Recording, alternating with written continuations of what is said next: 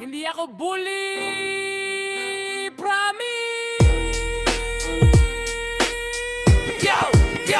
Yo, sandali, stop muna kayo. Eto na naman ako si Ergi sa entablado. Makinig kayo ng mabuti, baka mamaya iba na naman ang ikwento nyo sa pantrip. Okay, stop muna kayo, eto na naman ako. Ergi ang pangalan, may sasabihin ako. Paulit-ulit kong sinasabi sa inyo, hindi ako bully, baka balat sibuyas lang kayo.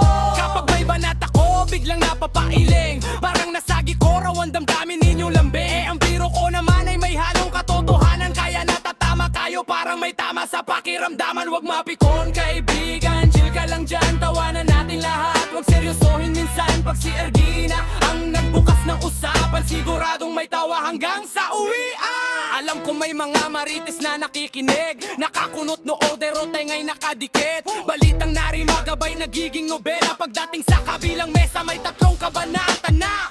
Mula sa kumain lang ng siomay, naging magwaabro at laraw si pare. Mula sa lahat lang ng 5 minuto, naging nagreseng na yata si Loko. May reporter sa kanto, may anchor sa pantry, may breaking news pa kahit wala namang entry. Pag nagsama-sama ang mga Marites Squad, mas mabilis pa sa wifi ang pagkalat ng chismis agad. Huwag mapikon kaibigan, chill ka lang dyan, tawanan natin lahat. Huwag seryosohin minsan pag si Ergina ang nagbukas ng usapan, siguradong may tawa hanggang sa uwian.